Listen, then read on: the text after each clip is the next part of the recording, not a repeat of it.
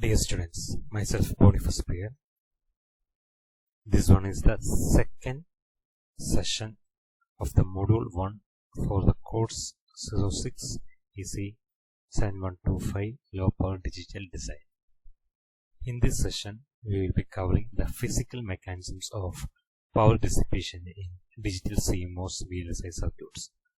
So under this topic, we will be having the subtopics of short circuit current in Cmos circuit, Cmos leakage current, and static current. The main two mechanisms of power dissipation in Cmos circuits are dynamic power dissipation and static power dissipation. So the dynamic power dissipation is caused by the switching activities of the circuit, whereas static power dissipation is related to the logical states of the circuits rather than switching activities. So most significant source of dynamic power dissipation in Cmos circuits is the charging and discharging of capacitance. The diagram shown here is an equivalent circuit for charging and discharging of a capacitor. So here V is an ideal constant voltage source, RC is the charging capacitance, so charging resistance, and RD is the discharging resistance. And this RC and RD can be either intentional or parasitic. VC of T is the voltage across the capacitance, and IC of T is the current flowing through the capacitance. Voltage VC of T and current IC of T of a capacitance CL at time t are given by IC of t is equal to CL into d by dt of VC of t during the charging cycle from t0 to t1. The energy ES will be drawn from the voltage source, and which is given by ES is equal to integral over t0 to t1 V into IC of t dt. Initially, the capacitor contains no charge and the voltage across its terminals is 0. That is, VC of T0 is 0. Now assume that the capacitor is fully charged at the end of the charging cycle. That is, at VC at T1 we will be having V. Now we will be substituting IC of T IC of T into equation of ES. So then we will get ES is equal to CL into V integral of T0 to T1 d by dt of VC of T dt, which can be written as CL into V integral of 0 to V dVC. So after integrating, you can write it as CL into V square. So part of the electrical energy ES, which is drawn from the voltage source, is stored in the capacitor, and rest is dissipated as heat energy in the resistor RC. The energy E cap stored in the capacitor at the end of the charging cycle is given by E cap is equal to integral of T0 to T1 VC of T IC of T dt equal to CL integral of T0 to T1 VC of T into d by dt of VC of T dt. So again, after integrating, you can write it as CL which is equal to CL into integral 0 to V VC dVC, which is nothing but 1 by 2 CL V square. So here we said the part of the electrical energy or the energy from the source ES, which will be equally distributed or which will be distributed among the resistor RC and across the capacitor. Okay, so for total ES, it can be written as E cap plus energy dissipated across capacitance RC, which is equal to EC. So ES we can write it as ES is equal to E cap plus EC. Now, using that relation, that is using equation 1.3 and 1.4. We can write EC, that is the energy dissipated at RC during charging. We can write it as EC is equal to the power from the energy from the source minus energy dissipated across the capacitance, that is E cap. So from the previous two equations, ES was CLV square and E cap was 1 by 2 CLV square. So subtracting those two, ES minus E cap, we will get it as 1 by 2 CLV square. Now consider the discharging cycle from T1 to T2. Initially we have assumed the charging cycle from T0 to T1. Now we are assuming the discharging cycle from T1 to T2. So now we will be assuming that the capacitor is fully discharged. That is, VC at T1 is equal to V volt and VC at T2 is equal to 0, which is fully discharged. Now the energy ED dissipated in the discharge resistor RD is given by ED is equal to minus of integral T1 to T2 VC of T IC into IC of T dt, which after integration we can write it as minus CL equals V to 0. We are changing the limit of that integral from dt to dv. So VC of T dVC. Now after integration we can write it as is equal to 1 by 2 CLV square. So ED is exactly equal to the energy stored in the capacitance at the beginning of the charging cycle. So if you see this equation, ED is equal to 1 by 2 CLV square. And capacitance energy stored across the capacitor, that also we got it as 1 by 2 CLV square. So these two are exactly equal.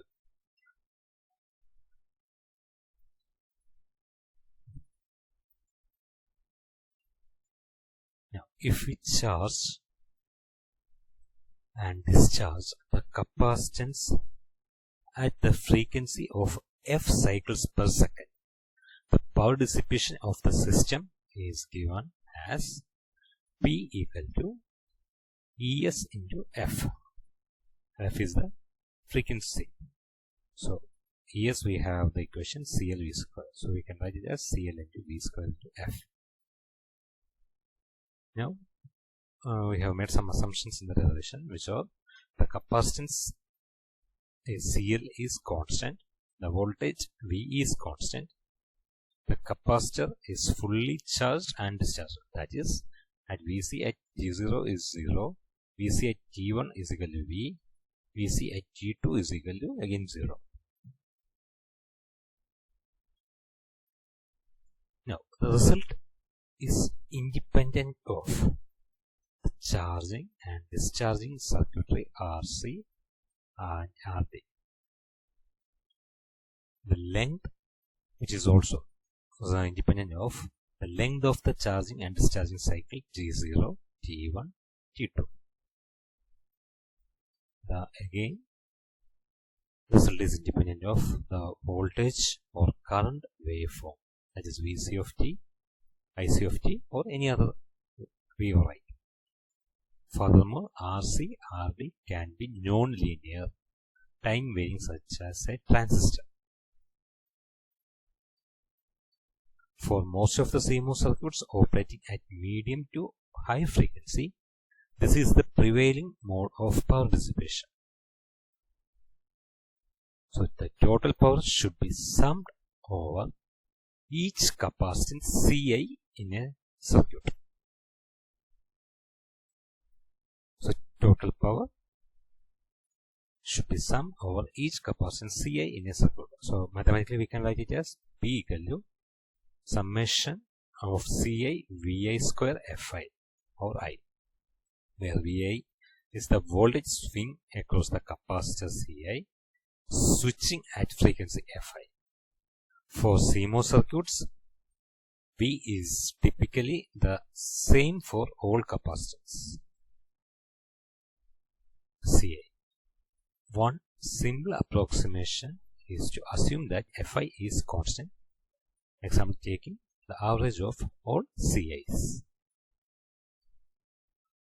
So this allows us to write P equal to V square F, which is summation of Ci over I. So again we can write it as C total to V square F, where C total is the sum of all capacitance, F is the average frequency, V is the voltage swing. Now we will be focusing on short circuit current in Cmos circuit. So under short circuit current in Cmos circuit, we will be focusing on short circuit current of an inverter, then short circuit current variation with output load, and finally we will be seeing short circuit current variation with input signal slope. A Cmos inverter and its transfer curve is displayed over here to understand about the short circuit current in an inverter. So the left hand side is the circuit diagram of a Cmos inverter. The right hand side its transfer curve. Now IP is the current flowing through the PMOS, or IP is the current flowing from the power source. Then IN is the current flowing through the NMOS, and IC is the current flowing through the capacitor. So we can write IP is equal to IC plus IN. The right hand side we can see transfer carrier, that is output voltage against VDD. So in which the regions over which P transistor is on and N transistor is on are marked. So when the input signal level is above threshold voltage of the NMOS, that is, if it is above VTN, the N transistor is turned on.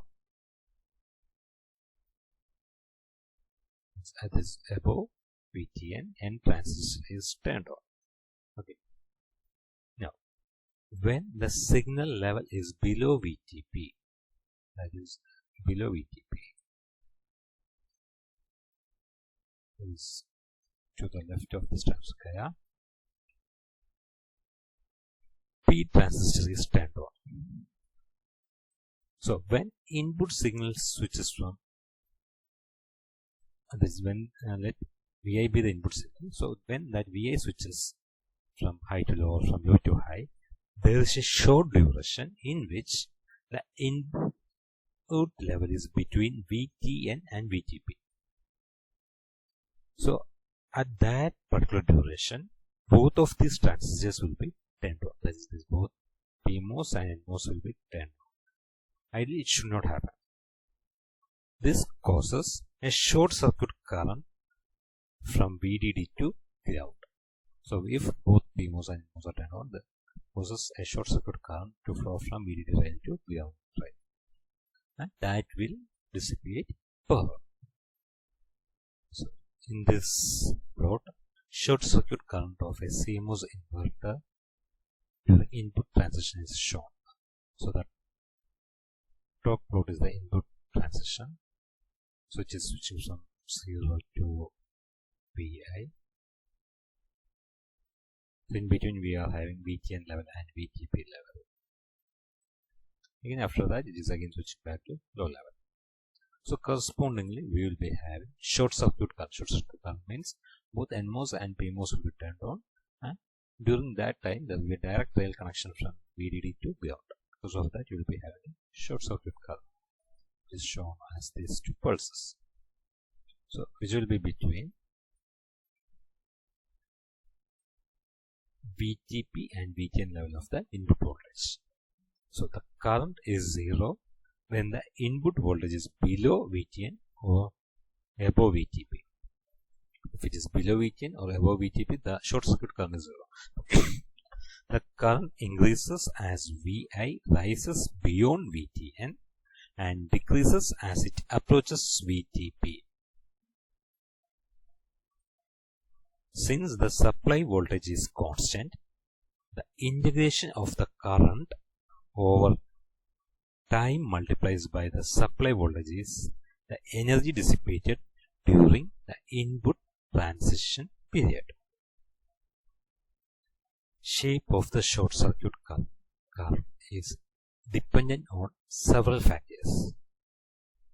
The first factor is the duration and slope of the input signal, and the second factor is the IV curves of the P and N transistors, which depend on their sizes, process technology, temperature, etc.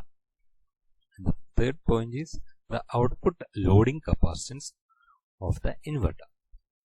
So under an input ramp signal,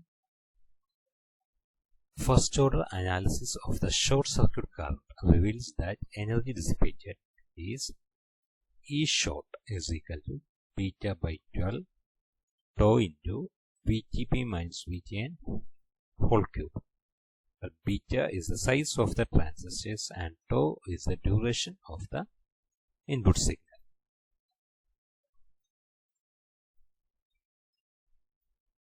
Now we will be seeing short circuit current variation with output load change. Now consider the case when the input voltage is falling and the output voltage is rising, because we are considering an inverter circuit.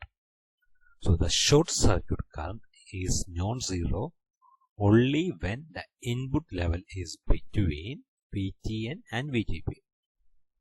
This, if your input current is between VTN and VTP, there will be direct connection between VDD and ground, and we will be having some short circuit current. Otherwise, our short circuit current will be zero. So when the inverter input is at 0.5 times VDD, its output voltage is somewhere between 0 and 0.5 times VDD. So if the output capacitance is large, the output voltage barely rises above 0, and the voltage across the source and drain of the N transistor is only slightly above 0. The low source drain potential difference results in small short circuit current. Conversely, if the output capacitance is small, the output voltage rises faster and the source drain voltage is much higher, causing a larger short circuit current. This is the plot of short circuit current under varying output capacitance. The bottom is input output voltage with various capacitance, and the bottom diagram is short circuit current variation with various output capacitance.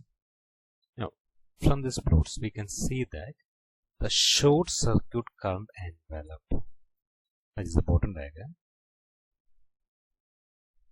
the envelope of the short circuit current is large when the output capacitance is smallest. That is, your output capacitance is 0.01 picofarad, then the envelope is larger.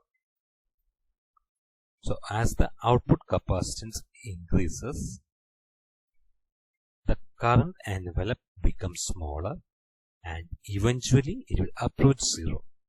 Okay, becoming smaller and eventually it will become 0.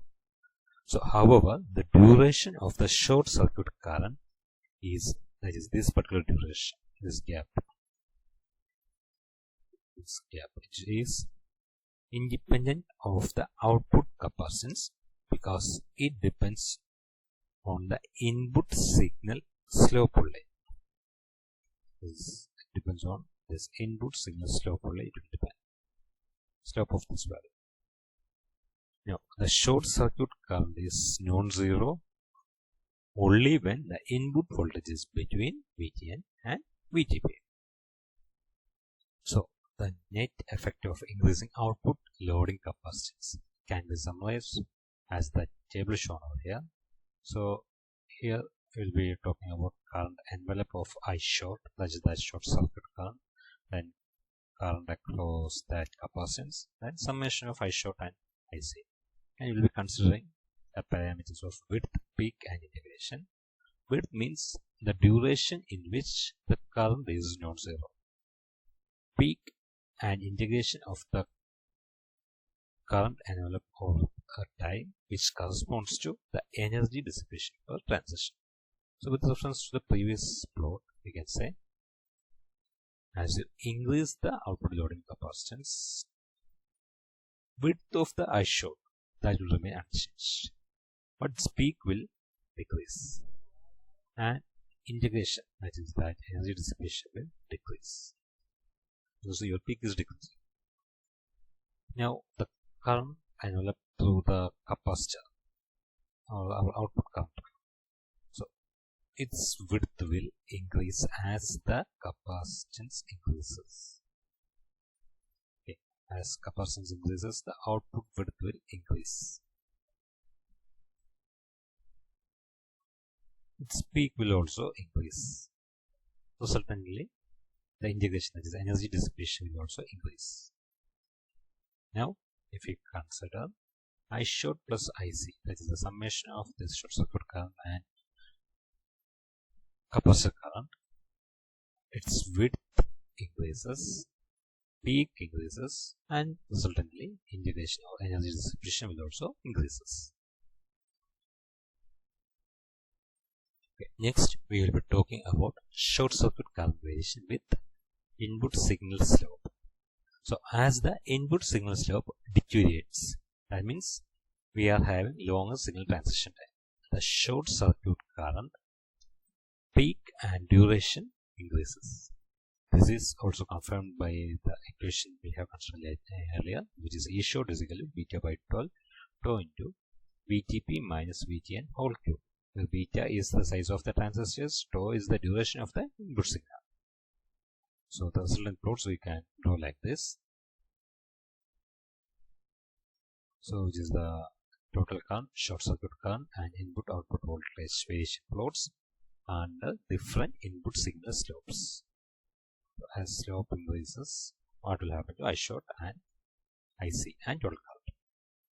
So if you go through the plots, we can see for the total current, that is the short circuit plus capacitance current, the width increases but the peak decreases. Width increases but peak decreases as the slope deteriorates. However, integration of the total current over time is increasing. So as summary, we can summarize like I short will increase, I short width will increase, peak will increase, and resultantly its integration, energy dissipation will also increase. But if you consider that current through the load or capacitor, its width increases but peak decreases with reference to the previous diagram, and its integration remains unchanged because it has balanced with width and peak. Now the summation of I short and IC, so its width increases, peak decreases, and net energy dissipation will increase. So this leads to a complicated optimization issue. That is, while the sharp signal slope reduces power dissipation of the signal receiving gate, the transistor sizes of the signal driving gate have to be increased to sustain the steep slope. A larger driver gate means more power consumption due to increased input capacitance and short circuit current. Thus, enforcing sharp signal slopes presents conflicting effects on the power dissipation of the signal driver and receiver gates. Furthermore, the optimization issue is complicated by the delay requirements of the gates to satisfy performance constraints. So there is no single answer to this problem, and most of the chip designers eventually treat to some rules of thumb.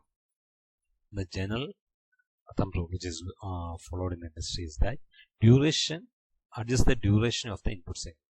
So example, as measured by 10% to 90% of the voltage threshold, this duration of the input signal should be comparable with the propagation delay of the gate. So that comparable value of the input signal with the delay of the gate.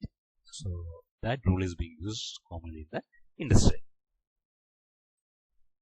Now we will be focusing on Cmos leakage current So in that Cmos leakage current, I will be focusing on reverse biased PN junction, subthreshold channel leakage current in digital design. So we are focusing on reverse biased PN junction. So this reverse biased PN junction is the first source of leakage current. So this occurs when the source or drain of N transistor is at VDD or source or drain of P transistor is at ground. In these two conditions, PN junctions are formed at the source or drain of the transistors because of the parasitic effects. So junction current at source or drain of the transistor is picked up through the bulk or well contact. So magnitude of this current depends on the temperature, process bias voltage and area of the PN junction. Now the reverse bias PN junction current, which is given as I reverse is equal to IS into E to the power V divided by VTH minus 1. IS is the reverse saturation current, which is dependent on fabrication process and PN junction area. VTH is the thermal voltage, which is given by the expression K into K by Q, where K is the Boltzmann constant. When PN junction is reverse biased, we can write I reverse is equal to modulus value of IS. So hence, a small reverse voltage is sufficient to induce current saturation. So the current is largely independent of the circuit operating voltage. The saturation current IS is highly dependent on the temperature. So as a rule of thumb, IS doubles for every 10 degree increase in the temperature. So what we can say is that the reverse biased PN junction current is largely independent of operating voltage, but it depends heavily on the fabrication process, junction area and temperature. Okay. Now we will be focusing on subthreshold channel leakage, which is the second source of leakage current, and it is the subthreshold leakage through a MOS device channel. Subthreshold leakage between source and drain. So even though a transistor is logically turned off, there is a non-zero leakage current through the channel at microscopic level. This current is known as subthreshold leakage because it occurs when the gate voltage is below threshold voltage. Ideally, if gate voltage is below threshold voltage, the transistor should not conduct, but here we will be having a small conduction. Other than the device dimension and fabrication process, the magnitude of the subthreshold current, that is I sub, further depends on VGS, gate source voltage, VDS, drain source voltage, and temperature. The dependency on VDS is insignificant when it is much larger than thermal voltage. The subthreshold current occurs when VDS is approximately equal to VDD. The subthreshold current is given by the expression I sub is equal to I0 into e to the power VGS minus VG divided by alpha VTH. So from this equation it's evident that I sub drops exponentially as VGS decreases. Now we will be taking logarithm of this particular equation, equation 1.13, then derivative and rearranging that particular equation, and we will be plotting I sub against VGS. Okay. Now the slope at which I sub decreases is an important parameter. This slope is an important parameter. Now at room temperature, when VTH equal to 25.9 millivolt, this K into T by Q, the value is 25.9 millivolt, the slope ranges from an ideal value of 60 millivolt per decade to 150 millivolt per decade. Okay. So a smaller value is desirable because subthreshold current decreases more per unit changes in the gate voltages. 60 millivolt per decade, that per VGS change, the VGS that I sub changes good. Otherwise, we won't have that much control over I sub. So the slope flattens as the temperature VT rises. As temperature T rises, the slope flattens. Now, when the operating voltage is reduced, the device threshold voltage VT has to be reduced accordingly to compensate for the loss in switching speed.